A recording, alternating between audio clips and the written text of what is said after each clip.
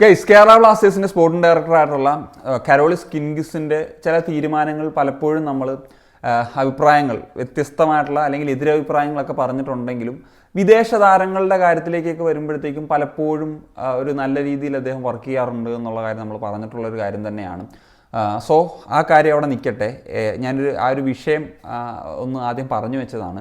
എന്താണെങ്കിലും നമുക്കറിയാം കേരള ബ്ലാസ്റ്റേഴ്സിൻ്റെ ഏറ്റവും ഈ ഒരു സീസണിൽ വരുന്ന ഒരു പ്രശ്നമാണ് ഡിഫെൻസീവ് പ്രശ്നങ്ങൾ. ഏറ്റവും കൂടുതൽ ഗോളുകൾ കൺസീഡ് ചെയ്തിട്ടുള്ള ടീം എന്ന നിലയിൽ നമ്മൾ മാറിക്കഴിഞ്ഞു എന്നുള്ളതാണ്. അത് തന്നെയാണ്, ആ ഒരു ഫാക്ടർ തന്നെയാണ് നമ്മൾ ഗോളുകളൊക്കെ അടിക്കുന്നുണ്ടെങ്കിൽ കൂടി, ഗോളുകൾ അടിക്കുന്ന കാര്യത്തിൽ നമ്മൾ അത്ര പിന്നിലല്ല എങ്കിലും നമുക്ക് ഈ ഒരു ദുരവസ്ഥ വരാനൊരു ഫാക്ടറായത്. അപ്പം നമ്മളിപ്പോൾ കഴിഞ്ഞ ദിവസം ഒരു വീഡിയോ ചെയ്തപ്പോൾ പറഞ്ഞു നമ്മുടെ ഡിഫെൻസീവ് വൾണറബിലിറ്റിക്ക് അതിൻ്റെ ഒരു ഉത്തരവാദിത്വം ഉറപ്പായിട്ടും കോച്ചായിട്ടുള്ള മിഗായൽ സ്റ്റാറയ്ക്കും ഉണ്ട് എന്നുള്ളത്, അത് സെറ്റപ്പ് ചെയ്യേണ്ട ഒരു ഉത്തരവാദിത്വം അതുണ്ട് എന്നുള്ളത്. എന്നാൽ ഞാൻ ഇന്ന് സംസാരിക്കാൻ പോകുന്നത് അതിൻ്റെ ഒരു അതർ സൈഡാണ്. സോ ആ ഒരു അതർ സൈഡ് എന്തെന്ന് വെച്ച് കഴിഞ്ഞാൽ, ഇപ്പം നമുക്കറിയാം മിഗായൽ സ്റ്റാറെ കുറച്ചും കൂടി അഗ്രസീവായിട്ടുള്ള അറ്റാക്കിംഗ് ഫുട്ബോൾ കളിക്കാൻ താല്പര്യമുള്ള, കുറച്ചും കൂടി ഒരു ഹൈലൈൻ ഡിഫൻസിലേക്കൊക്കെ ഫുട്ബോൾ ഇത് ഒരു ആ രീതിയിലൊക്കെ വർക്കൗട്ട് ചെയ്യുന്ന ഒരു കോച്ചാണ്. സോ ആ കോച്ചിന് പറ്റിയിട്ടുള്ള ഡിഫൻഡേഴ്സ് ആണോ നമ്മുടെ ടീമിനോടൊപ്പം ഉള്ളത് എന്നുള്ളത്, എസ്പെഷ്യലി ഒരു സെൻറ്റർ ബാക്ക് പെർസ്പെക്റ്റീവിലേക്കൊക്കെ വരുമ്പോഴത്തേക്കും അങ്ങനെയാണോ എന്നുള്ളത് നമ്മൾ ഉറപ്പായും പരിശോധിക്കേണ്ട ഒരു കാര്യമാണ്. സോ ഇവിടെയാണ് കരോളിസിന് ഇത്തവണ തെറ്റുപറ്റിയ ഒരു ഫാക്ടർ നമ്മൾ ഡിസ്കസ് ചെയ്യേണ്ടത്. അതായത് ഇപ്പോൾ മിഗായൽ സ്റ്റാറെ എന്ന് പറയുന്ന പരിശീലകൻ വരുന്നതിന് മുൻപ് തന്നെ മിലോസ് ട്രിഞ്ചിച്ച് എന്ന് പറഞ്ഞിട്ടുള്ള താരത്തിനൊരു 2 വർഷത്തേക്കുള്ളൊരു കോൺട്രാക്ട് എക്സ്റ്റൻഷൻ, എത്ര വർഷത്തേക്ക്, 2 വർഷത്തേക്കുള്ളൊരു കോൺട്രാക്ട് എക്സ്റ്റൻഷൻ കൊടുത്തു കഴിഞ്ഞു എന്നുള്ളൊരു ഫാക്ടറാണ്. നമ്മൾ കഴിഞ്ഞ വർഷം കണ്ടതാണ് മിലോസിനെ, അദ്ദേഹത്തിൻ്റെ ഒരു സ്റ്റൈൽ ഓഫ് പ്ലേ എങ്ങനെയാണെന്നൊക്കെ ഉള്ളത് നമ്മൾ ഐഡൻറ്റിഫൈ ചെയ്തതാണ്. അദ്ദേഹത്തിനൊരു ഒരു ഹൈലൈൻ ഡിഫൻസിൽ കളിക്കാൻ പറ്റില്ല എന്നുള്ള ഒരു സ്റ്റോപ്പർ എന്ന നിലയിൽ ഈസ് ഫൈൻ. ബട്ട് ഒരു അദ്ദേഹത്തിൻ്റെ ലീഡർഷിപ്പ് ആണെങ്കിലും അല്ലെങ്കിൽ ഒരു ഹൈലൈൻ ഡിഫൻസിൽ കളിക്കുന്ന ഒരു സെറ്റപ്പിലാണെങ്കിലും അത് അത്ര ഇഴകി ചേർന്ന് കളിക്കാൻ പറ്റിയിട്ടുള്ള ഒരു പ്ലെയർ അല്ല എന്നുള്ളത് നമ്മൾ മനസ്സിലാക്കിയുള്ളതാണ്. സോ ഈ സീസണിലേക്ക് വരുമ്പോഴത്തേക്കും നമുക്കറിയാം മറ്റ് ടീമുകളുടെയൊക്കെ പല സെൻറ്റർ ബാക്സിന് എത്രത്തോളം ഇമ്പോർട്ടൻസ് ഉണ്ട് എന്നുള്ളത്. ലൈക്ക് ഒരു പാക്കേജ് സെൻറ്റർ ബാക്ക് എന്ന നിലയിൽ കളിക്കുന്ന ഒരു പ്ലെയർ എന്ന നിലയിൽ ഇപ്പം നമുക്ക് കഴിഞ്ഞ 3 സീസൺ വരെ ആ റോളിൽ ലെസ്കോവിച്ച് ഉണ്ടായിരുന്നു. ലെസ്കോവിച്ച് ഒരു ഇഞ്ചറി പ്രോൺ അല്ലായിരുന്നെങ്കിൽ ഉറപ്പായിട്ടും നിലനിർത്തണമെന്ന് നമുക്ക് ആഗ്രഹിക്കുന്ന ഒരു പ്ലെയർ തന്നെയാണ് അദ്ദേഹം. സോ ലെസ്കോവിച്ചിൻ്റെ കാര്യത്തിൽ റീപ്ലേസ്മെൻറ്റ് നടത്തി കൊണ്ടുവരുന്ന പ്ലെയർ അലക്സാണ്ടർ കോയിഫ് എന്ന് പറഞ്ഞിട്ടുള്ള ഒരു പ്ലെയറാണ്. ഈ കാര്യത്തിലും ചില പാളിച്ചകൾ സംഭവിച്ചിട്ടുണ്ട് എന്നുള്ളതാണ്. ഇദ്ദേഹം ഒരു മോശം ക്വാളിറ്റി പ്ലെയർ ആണെന്നുള്ളൊരു അഭിപ്രായമൊന്നും എനിക്കില്ല. അദ്ദേഹം ഒരു സെൻറ്റർ ബാക്ക് എന്ന നിലയിൽ തന്നെയാണ് ഐഡൻറ്റിഫൈ ചെയ്യുന്നത്.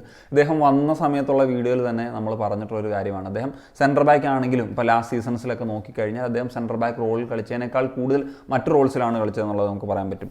ഇപ്പോൾ ലാസ്റ്റ് സീസണിൽ തന്നെ നോക്കിക്കഴിഞ്ഞാൽ അദ്ദേഹം കളിച്ചിട്ടുള്ള ക്ലബ്ബിൽ ഒരു റൈറ്റ് ബാക്ക് എന്ന നിലയിലാണ് കൂടുതൽ മാച്ചസ് കളിച്ചിട്ടുള്ളതെന്നുള്ളത്. അപ്പം ഈ സീസണിൽ ഇവിടേക്ക് വരുന്ന സമയത്ത് ഇനിഷ്യൽ സ്റ്റേജിൽ അദ്ദേഹം ഒരു DM എന്ന നിലയിലാണ് കളിച്ചത്. ആദ്യം കുറച്ച് പ്രശ്നങ്ങളൊക്കെ വന്നെങ്കിലും പിന്നീട് അദ്ദേഹം ആ ഒരു DM റോളിൽ സെറ്റായിട്ട് വന്നു എന്നുള്ളതാണ്. എന്നാൽ സെൻറ്റർ ബാക്സിൽ കളിച്ചപ്പോഴത്തേക്കും അദ്ദേഹത്തിൽ നിന്ന് പ്രതീക്ഷിച്ച അത്ര ഒരു ഔട്ട്പുട്ട് കിട്ടിയിട്ടുണ്ടോ, ഇതുവരെ കിട്ടിയിട്ടുണ്ടോ എന്ന് ചോദിച്ചു കഴിഞ്ഞാൽ സംശയമാണ്. ഇവിടെയാണ് ഞാൻ വീണ്ടും ആവർത്തിക്കേണ്ടി വരുന്ന സ്റ്റെബിലിറ്റി പ്രശ്നം. അത് നമ്മുടെ ഇത്തവണത്തെ വിദേശ സൈനിങ്സിൽ മൊത്തത്തിൽ മുഴച്ചു നിൽക്കുന്ന ഒരു ഫാക്ടറായിട്ട് മാറുന്നത് ഈ 2 സൈനിങ്ങോട് കൂടി എന്നുള്ളതാണ്. കാരണം ഇപ്പം ഞാൻ മിഗായൽ സ്റ്റാറയുടെ ഒരു രീതി അനുസരിച്ച് ഇപ്പം നവോച്ച ഏറെക്കുറെ സെറ്റാണ്, അദ്ദേഹത്തിന് പറ്റിയിട്ടുള്ളൊരു പ്ലെയറാണ്.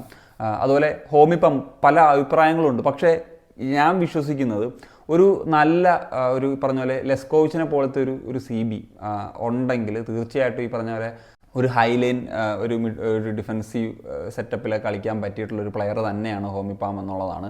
പിന്നെ നമുക്ക് സെൻറ്റർ ബാക്ക് ഞാൻ പറഞ്ഞല്ലോ ഇതേപോലത്തെ ഒരു പ്ലെയർ വേണം. റൈറ്റ് ബാക്കിൽ ഉറപ്പായിട്ടും ഒരു പുതിയ അഡീഷൻ വേണം.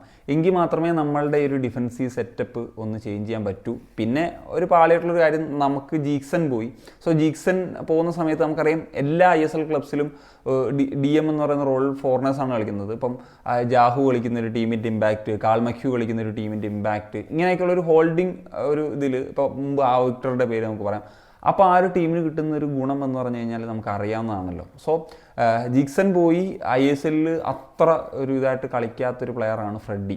സോ അദ്ദേഹത്തെ നമുക്ക് അവിടെ ഡിപ്പെൻഡ് ചെയ്യേണ്ടി വരുന്നൊരു സാഹചര്യമാണുള്ളത്. വേറെ ഓപ്ഷൻസ് തന്നെ അവിടെ ഇല്ല. അപ്പോൾ അവിടെ നമുക്ക് ഒന്നുകിൽ ഒരു പ്രോപ്പറായിട്ട് DM ആയിട്ട് കളിക്കുന്ന ഒരു പ്ലെയറെ കൊണ്ടുവരുന്നത്, ഞാൻ പറയുകയാണെങ്കിൽ ഇപ്പം കാൾമക്യൂവിനെ പോലത്തെ വിക്ടറിനെ പോലത്തെ ഒരു പ്ലെയറെ കൊണ്ടുവന്നിട്ട് ഒരു നല്ല സെൻറ്റർ ബാക്കിനെ കൂടി കൊണ്ടുവരുന്നെങ്കിൽ ഈ കുറേയൊക്കെ പ്രശ്നങ്ങളൊക്കെ നമുക്ക് പരിഹരിക്കാൻ പറ്റുമായിരുന്നു. പിന്നെ വേറൊരു കാര്യം എന്ന് വെച്ച് കഴിഞ്ഞാൽ നമ്മൾ ഡി എമ്മിലൊരു ഫോറിനറെ കളിപ്പിക്കുക, ഇപ്പം വേണേൽ കൊയ്ഫിനെ തന്നെ കളിപ്പിക്കാമെന്ന് വെച്ചാലും നമ്മുടെ ഒരു പ്രശ്നം നമ്മുടെ അറ്റാക്കിങ്ങിൽ നോവ, ലൂണ ആൻഡ് ഹെസൂസ് ഈ 3 പേരും ഒന്നിപ്പിച്ച് കളിപ്പിക്കാൻ പറ്റില്ല എന്നുള്ളൊരു ഫാക്ടറാണ്.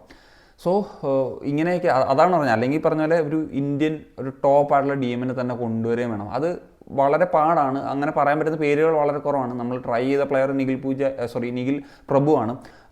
സോ ആ പ്ലെയർ അത്യാവശ്യമൊക്കെ ആ റോളിൽ ഇപ്പം പഞ്ചാബിനാണെങ്കിലും നന്നായിട്ട് കളിക്കുന്ന പ്ലെയറാണ്. സോ ഈ ഒരു ജനുവരി സാഹചര്യത്തിലൊക്കെ ആ ഒരു പ്ലെയറെ കിട്ടുമോ എന്നുള്ളതൊന്നും ഐ ഡോണ്ട് നോ, എനിക്കറിയത്തില്ല നടക്കുമോ എന്നുള്ള കാര്യങ്ങളൊക്കെ. ഗൈസ്, അപ്പം ഞാൻ അതാണ് പറയാൻ ഉദ്ദേശിച്ചത്. അപ്പം നിങ്ങളുടെ ഒപ്പീനിയൻസും തീർച്ചയായിട്ടും ഡിസ്കസ് ചെയ്യണം. അത് നിങ്ങൾ കമൻറ്റ് ബോക്സിൽ എഴുതുക. ഞാൻ ഈ പറഞ്ഞ കാര്യങ്ങളും അതുപോലെ തന്നെ ഈ ഒരു ഡിഫെൻസീവ് കാര്യത്തിൽ കോച്ചിൻ്റെ ഒരു തീരുമാനങ്ങൾ അല്ലെങ്കിൽ ഇപ്പം SD-യുടെ തീരുമാനങ്ങൾ, ഈ കാര്യങ്ങളെല്ലാം നിങ്ങളുടെ ഒപ്പീനിയൻസും ഡിസ്കസ് ചെയ്യപ്പെടേണ്ടതാണ്. അത് നിങ്ങൾ കമൻറ്റായിട്ട് എഴുതാൻ പറ്റുമെങ്കിൽ ഞാൻ സനി.